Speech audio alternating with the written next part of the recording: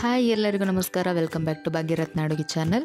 ನಾನಿವತ್ತು ಪ್ಲೇನ್ ಉಪ್ಪಿಟ್ಟು ಮಾಡೋದು ಹೇಗೆ ಅಂತ ಹೇಳ್ಕೊಡ್ತಾ ಇದ್ದೀನಿ. ಇದು ಎಲ್ಲರಿಗೂ ಬರುತ್ತೆ ಗೊತ್ತು, ಆದ್ರೂ ಸಿಂಪಲ್ಲಾಗಿ ಹೇಗೆ ಮಾಡ್ಕೊಳ್ಬೋದು ಬೇಗ ಅಂತ ಈ ವಿಡಿಯೋದಲ್ಲಿ ತಿಳಿಸ್ಕೊಡ್ತಾ ಇದ್ದೀನಿ. ಮೊದಲಿಗೆ ನಾವು ರವೆನ ಹುರ್ಕೊಳ್ಬೇಕಾಗತ್ತೆ. ನಾನು ಒಂದು ಗ್ಲಾಸ್ ತೋರಿಸಿದ್ನಲ್ಲ, ಆ ಗ್ಲಾಸಲ್ಲಿ ಒಂದು ಗ್ಲಾಸ್ ಮೀಡಿಯಮ್ ರವೆನ ತೊಗೊಂಡಿದ್ದೀನಿ. ಅದನ್ನು ಚೆನ್ನಾಗಿ ಫ್ರೈ ಮಾಡ್ಕೊಳ್ತಾ ಇದ್ದೀನಿ.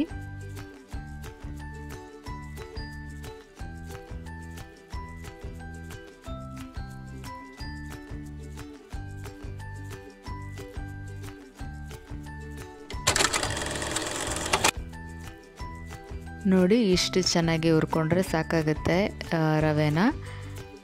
ನೆಕ್ಸ್ಟು ನಾನು ಒಂದು ಬಾಣಲೆ ಇಟ್ಕೊಂಡಿದ್ದೀನಿ. ಅದಕ್ಕೆ 3 ಟೇಬಲ್ ಸ್ಪೂನ್ ಆಗುವಷ್ಟು ಎಣ್ಣೆ ಹಾಕ್ಕೊಂಡಿದ್ದೀನಿ. ಅದಕ್ಕೆ ಅರ್ಧ ಟೀ ಸ್ಪೂನ್ ಆಗುವಷ್ಟು ಸಾಸಿವೆ ಹಾಕ್ಕೊಳ್ತಾ ಇದ್ದೀನಿ.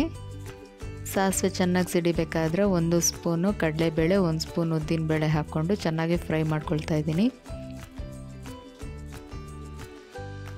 ಚೆನ್ನಾಗಿದ್ದು ಗೋಲ್ಡನ್ ಬ್ರೌನ್ ಬರೋ ಅಷ್ಟು ಹುರ್ಕೊಳ್ಬೇಕಾಗತ್ತೆ, ಚೆನ್ನಾಗಿ ಫ್ರೈ ಮಾಡ್ಕೊಳ್ಬೇಕಾಗತ್ತೆ.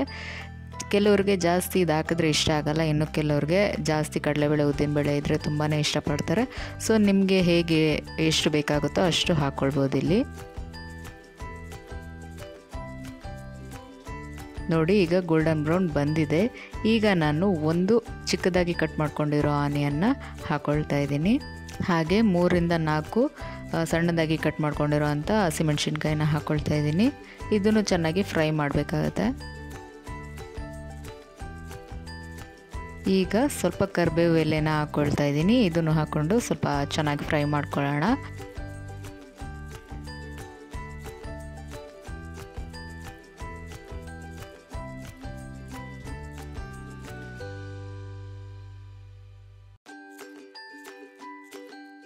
ಈಗ ನಾನು ಸಣ್ಣದಾಗಿ ಕಟ್ ಮಾಡ್ಕೊಂಡಿರೋಂಥ ಒಂದು ಟೊಮೊಟೊನ ಹಾಕ್ಕೊಳ್ತಾ ಇದ್ದೀನಿ. ಇದನ್ನು ಚೆನ್ನಾಗಿ ಅದು ಸಾಫ್ಟ್ ಆಗೋವರೆಗೂ ಚೆನ್ನಾಗಿ ಫ್ರೈ ಮಾಡಬೇಕಾಗತ್ತೆ.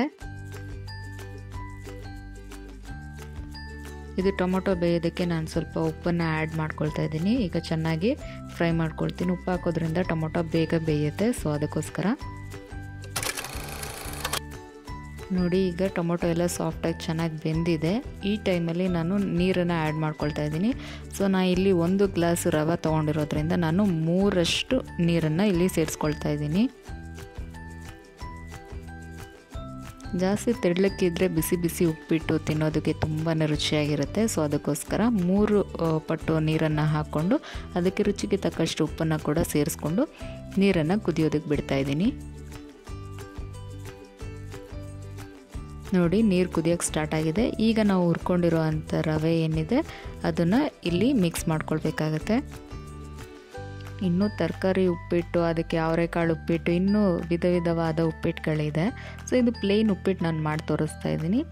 ಮುಂದಿನ ವೀಡಿಯೋಸಲ್ಲಿ ಅವರೆಕಾಳು ಉಪ್ಪಿಟ್ಟು ಮತ್ತು ತರಕಾರಿ ಉಪ್ಪಿಟ್ಟನ್ನು ಕೂಡ ನಾನು ತೋರಿಸ್ತೀನಿ. 2 ಮಿಕ್ಸ್ ಮಾಡಿ ಕೂಡ ಕೆಲವರು ಮಾಡ್ತಾರೆ. ಸೊ ಹಾಗೂ ಮಾಡ್ಕೊಳ್ಬೋದು. ಇದು ಜಸ್ಟ್ ಪ್ಲೇನ್ ಉಪ್ಪಿಟ್ಟು, ಬ್ರೇಕ್ಫಾಸ್ಟಿಗೆ ಬೇಗ ಫಟ್ ಅಂತ ಮಾಡ್ಕೊಳ್ಬೋದು, ಏನು ತರಕಾರಿ ಇಲ್ಲ ಅನ್ನೋ ಟೈಮಲ್ಲಿ. ಹೀಗೆ ನಾವು ಗಂಟು ಬರದಂಗೆ ನಾವು ಚೆನ್ನಾಗಿ ಮಿಕ್ಸ್ ಮಾಡ್ತಾನೆ ಇರಬೇಕಾಗುತ್ತೆ. ಈಗ ನೀರು ಕಮ್ಮಿ ಆಗ್ತಾ ಇದ್ದಂಗೆ ನಾವು ಒಂದು ಪ್ಲೇಟ್ನ ಮುಚ್ಚಿ ಒಂದು 5 ನಿಮಿಷ ಬಿಡಬೇಕಾಗುತ್ತೆ. ನೋಡಿ, ಒಂದು 5 ನಿಮಿಷ ಆದಮೇಲೆ ನಾನು ಪ್ಲೇಟ್ನ ತೆಗಿತಾ ಇದ್ದೀನಿ. ಉಪ್ಪಿಟ್ಟು ಚೆನ್ನಾಗಿ ರೆಡಿಯಾಗಿದೆ, ನೀವೇ ನೋಡ್ತಾ ಇದ್ದೀರಾ.